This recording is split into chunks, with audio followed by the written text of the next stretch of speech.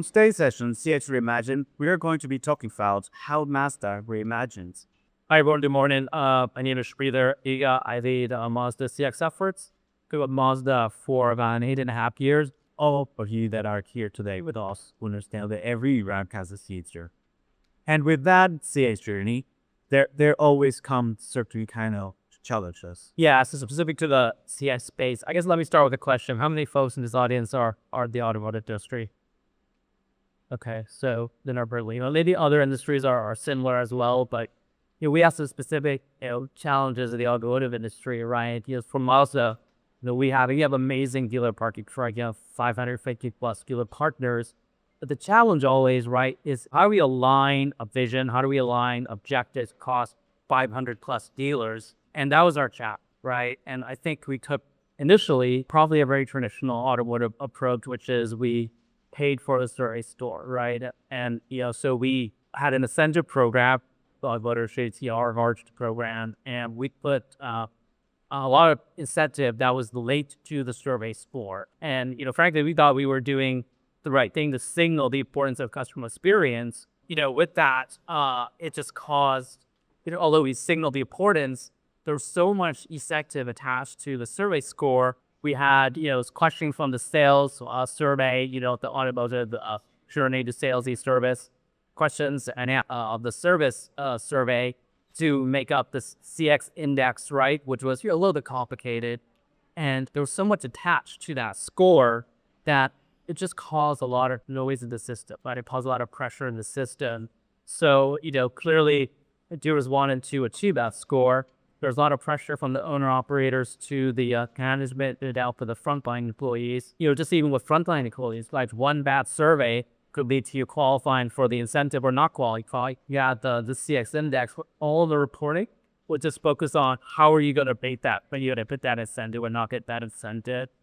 And as we had a couple of different policies, so we had a mulligan process where if you had a certain amount of surveys, you can take out certain amount of surveys too, that would add your score. It wasn't very rewarding, but all we would do is just defending the score, right? Looking at policies and not doing the things that all of us want to do, which is uncover interesting customer experience insights, right? And really looking at the experience, that was really, it was part of the counts. So those challenges started to arise. And how do you manage?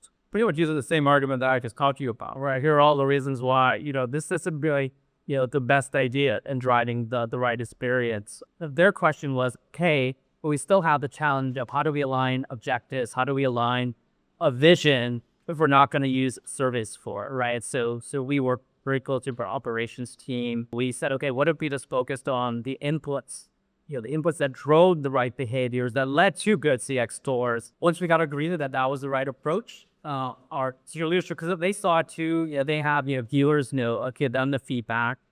And then I would say the other stakeholder that we worked closely with was our National Deal Council that represented around 500 plus peers in the network. And, to be honest, they were the biggest cheerleaders for us to decouple the survey from the incentive, because they saw the impact. They had a front row seat to the impact that was going on, right? They saw the stress, the impact on morale. So again, they were our biggest cheerleaders to say, yeah, you need to decouple the survey from the score and to find a different approach to managing customer gigs. You still needed to find a way to offer a Mazda experience, right? A brand that still is at a Getty, align the vision. We had a bit more freedom. The first thing we did, I worked with Medallia, for breakers with Medallia team, is to say, let's just start diving into the data and the test analytics and really understand that the type of experience we want to try. And then when we looked at all the probatives and analytics, a couple of Bs have done coming out in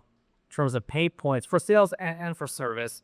I was one in a service for a bit, right? So we saw there was across the network, there were some challenges with just this notion of trust and transparency, right? That when you bring your card in, kind of feel like it went into a black hole, right? And that kind of kept on coming up. And so we saw a big opportunity, but how do we improve the process? I would say the second thing that came up from looking at all the verbatims was really just this idea of communications, right? Or communicating with customers on their terms, and really how do we more proactively update our customers, right? So we saw these different opportunities. And then we start thinking about this kind of experience that we wanted to design and focus on those areas, right? So how do we provide your transparency to the process? Let's explain the work or explain the technician inspections. How do we expand the channels or you can communicate to their customers and make it easier for our dealer employees to update their customers? And we did have some digital metrics there that we can look at, right? And so, these aren't perfect metrics, right? But they were better than kind of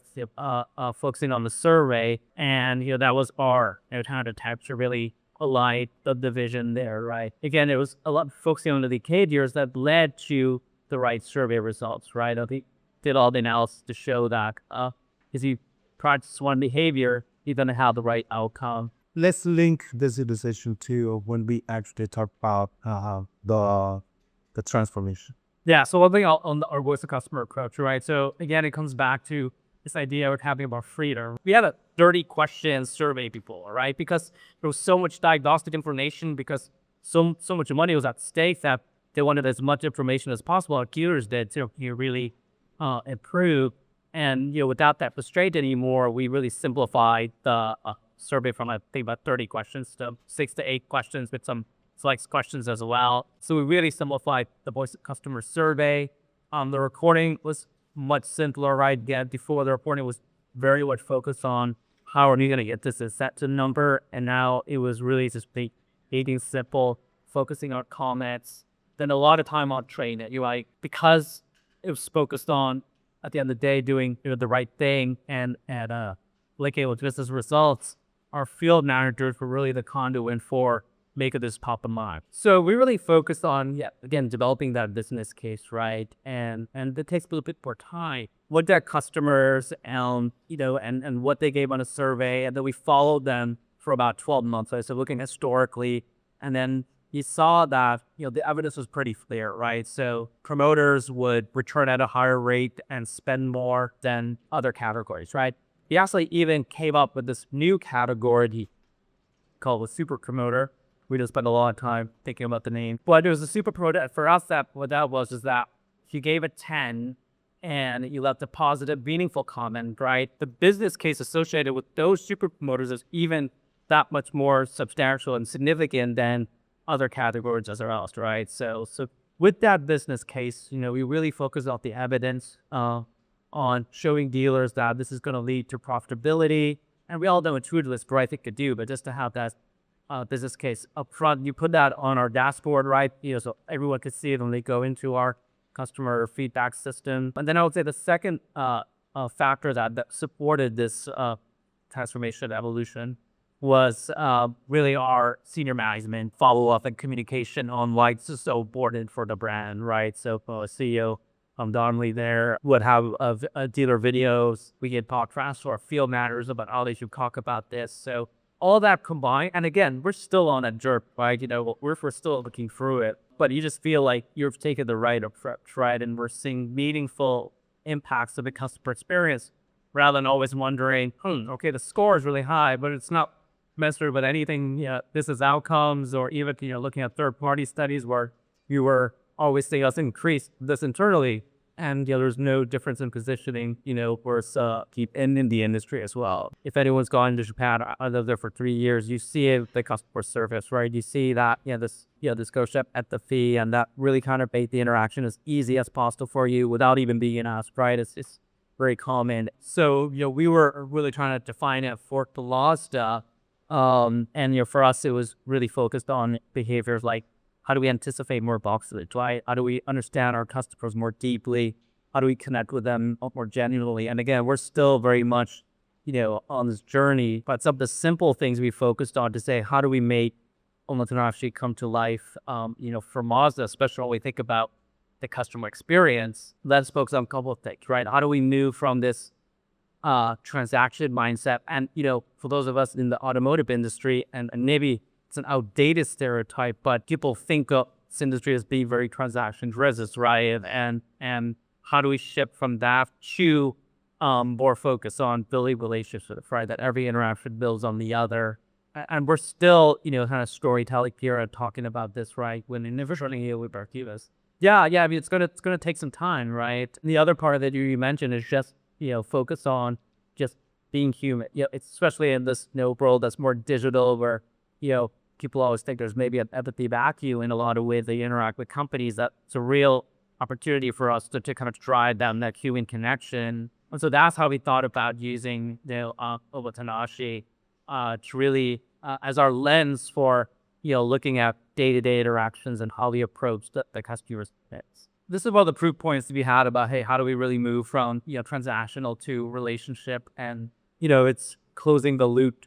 For us, we call it a hot alert. And we put that as an initial kind of proof point to say, if you're going to develop a relationship, right? Like, what's our approach to customer recovery? It's saying, hey, get out of bad experience, how we keep that in the Mazda family. We kind of looked at this deeply, and we had hot alerts and closing the loop, and our close ratios were pretty high, but none of us really kind of trusted that data just based on field manager feedback, as what we call the dealers, and was just checking the box and it going through the motions. So we did send out a follow-up survey, right? So if you were a detractor towards 0 to 6, sending you a follow-up survey, did I want to actually fully contact you, right? 20% of customers were telling us, several years ago, that they would be contact, right? So it's kind of a slap in the face a bit, right? I say, hey, let's get confronted with the reality that we need to do more here, right? So spent a lot of time on training, and this is a real focus point.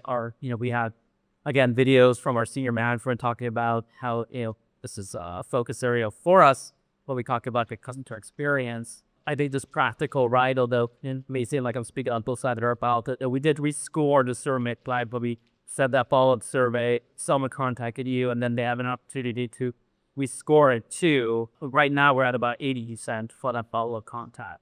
Right, so we're still probably a little bit of room to improve just those measures, right? And again, with the philosophy about how do we build relationships, right? Not just say this is a compliance thing, we're gonna keep on bothering you until you improve those numbers. And we tied it with retention as well, right? To say, hey, looking historically, those customers that they're coming back at a higher rate. This is listening. This is not just responding, but closing the loop in a way that your customers are really feeling that you care. Yeah, social, this being human, right? And driving human connection. So and again, it's nothing groundbreaking or shattering, just this focus, right? On getting beyond the score and then focusing on customer comments. And even now, we further redesign and enhance our customer feedback platform that now at the dealer level and even at the field level, when they go as with their view, they have to first go through comments, right? Before they go down to their the NPS score or the super percentage. They have to look through comments, and we categorize them as the opportunities to recognize, right, for the positive comments, and opportunities to improve, or where we have opportunities there. So really focusing on the comments, and that's linked to this super promoter segment that we had too, right? Those posts who gave a 10 and that's a positive comment, and just see that as an opportunity to just humanize the interaction and to get beyond the score. So that was really important, right? And then even with our field managers, coaching them, they play such an important role in all of this, right? And our field managers really make this come to life for our dealers. And we ask them that, before you even get anything else, right, just start recognizing folks and talking about some of the politics comments. Just with the comments, really focus on more recognition, more positive recognition for our frontline, particularly. So we did have a recognition platform that we developed that our field managers at dealers within the dealer can recognize, and there read it in kind of the principles of Omotenashi, right? So we can further really embed that brand value internally and in our dealers. And we're continuing to work on that, right? It's a bit of a culture shift, right? A culture case. So we're so used to concern resolution, right? And addressing those comments are just still very important, right? And still a focus of ours. But focusing on the positive comments and working with Medallia, best practice that we very list this notion of just of getting praise alerts, right, and alerting management when you had a really positive interaction, so they can recognize our teams.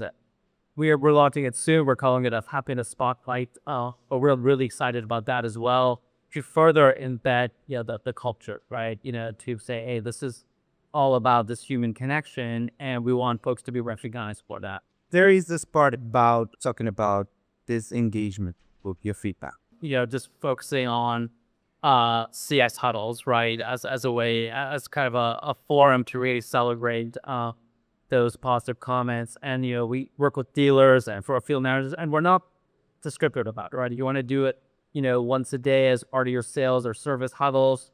Our focus is to start with the recognition of the comments, right? Or if you want to do weekly, just focus on, CXL, Medallia, we're calling it Omotenashi huddles. We look at customer comments and, the impact fund on the bottom module with business results. Growing this, let's say, long-term loyalties, what are those capabilities or behaviors that will be the most critical ones for Mazda to continue building this out? So, to be honest, I don't want to do too many things, very different. And because we have so much talking about kind of our plan, but we have so much more room for improvement in addressing some of those things, we talked about, right? So I talked about that segment of folks who gave us a 10 and a positive comment. We're getting some good traction there, right? And the business case is clear. One thing that was really meaningful, internally for our dealers was that it was the easiest math equation, right? We saw that the more you engage with feedback, the more, and this is all, with our data team and our CS team showed this, the more you went into our customer engagement platform, the more super promoters you generate, the higher your retention and spend would be as well. It was the easiest math equation you could look at, right? That was very straightforward. Now, by the way, to me, why we have that connection is because it's all authenticated. Once we make any of those metrics a compliance metric and say, hey, you need to go in 10 times a day, we're gonna check, we're gonna lose that old business connection. I was like, we guarantee it. Our vision for 2026 is to really continue down that path, right? And really focus on human connection, looking at comments, recognizing, cultivating super promoters where it makes sense. We've been focused a bit on the transactional surveys. Last year, we launched a relationship survey where we would, this is more from a brand level to get customer insights. We're getting some interesting data in, and the opportunity is how do we really cascade that across our internal organization? And the one thing we are looking at as we think about kind of anticipating thoughtfully the one of these behaviors that I talked about. So, even when it comes to customer recovery and service recovery, I still think one of the challenges, right, is, we're still limited by response rates, right? So at the end of the day, closing the loop, still a bit of an inefficient process, right? Because, our response rate, I don't know how this compares to what you guys see, but it's about, on the service side, 15 to 20%. And so those are the folks that we're following up with. So we're working to get some advice from Medallia and working with our data science team. We're thinking about how do we get more predictive and maybe say based on operational metrics, can we predict, based on the data for repair order, maybe CV data that we get, second vehicle data, can we predict if someone is going to be a detractor, right? The 85%, the silent majority that, you can't really connect with, we don't know their sentiment. So, can we predict their sentiment? And so we're working with our data science team with Medallia there. I still, I only was right there with our confidence levels on the precision of the data, aligning strategy, but even maybe execution with the grand values, right? I think all, especially in this room, recognize that brands are what you say. Brands aren't slogans. Brands are what you do. Brands are how you behave. Whether it's someone calling to the contact center, someone coming up on the service drive, or trying to buy a car to show you, that's where brand values show up, right? And just embedding that as we talk about CS, I can just made it easier for us, right? More authentic for us in Autopilot. Linked with that, just focus on this transactional mindset to relationships. And we got a lot of work there to do. But then also at the end of the day, for a business, right? Of course, there are many people here in the room that they are starting, they are building their C-track. They are facing many internal battles, their own organizations. What would be a physical advice to throw to them by now? I would just say from our perspective, and again, I want to make sure that we are still on our journey, right? We have lots of room for improvement. But one of the things that's linked with our brand value, I read this in a book appropriated this term. But I use it a lot, but if we forget everything, this term is just when in doubt, just be human, right? If you forget everything, every policy, every behavior, when in doubt, be human. It just clears the clutter and says, at the end of the day, just do the right thing. So I don't know if that's good advice, but it's something that, it's helpful for us as we think about, how we put customer experience. Thank you, everyone, again. There will be like a short Q&A moment. Do you use the mid-sentiment score? And if so, how do you include this on your strategy? I was worried about having too many different metrics to focus on, right? So I didn't see too much of a distinction with that sentiment, and then looking at overall NPS or our super portfolio scores. So just knowing that we have limited kind of share of mind and with all these hone in on a metric. We do look at that kind of internally, but we don't really share that with keyword for field managers. So we give our monthly CS reports or where we have on security. Hello, I'm Lori for Love's Travel Stops. I was wondering if you could talk a little bit more about decoupling the incentives from your results in your surveys. What were your key points in that decision and what you might have shifted to? None of us felt. I think that this is the right approach, Ryan. I think what was important for us was that you were able to land on some of these other operational metrics that we were perfect. We were very confident that it would lead to the right trade.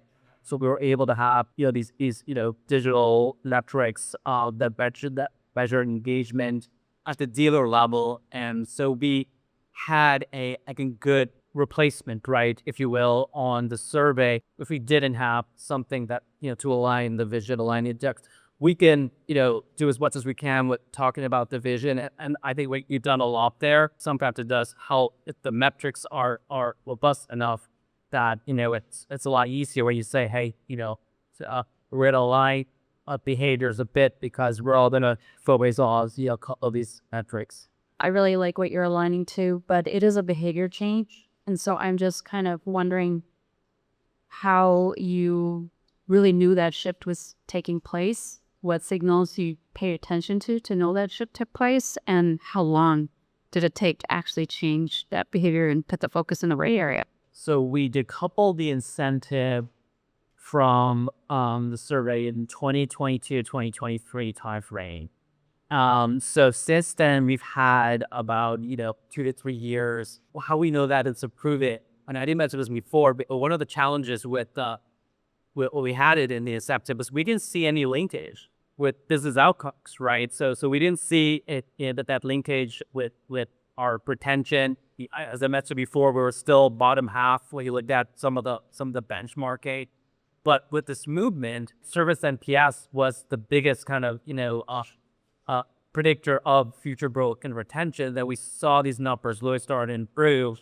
And then we had third-party validation, right, where some of these benchmarking it that I know none of them are perfect. We really started to see some improvements there. And that was just in stark contrast to what we saw before, right? And so where we felt that, okay, this is the right thing to do. And again, it's not just us just looking at internal metrics and then nothing is changing anywhere else, where we have to really point that out. And that's, success fostered more success, right? You start to feel really good. And, we had dealer meetings. This was the first things we talk about, right? So that was important as well. I'm curious about your follow-up survey. You said they were able to rescore. Did you have additional questions in there, or was it just rescoring the 8 questions?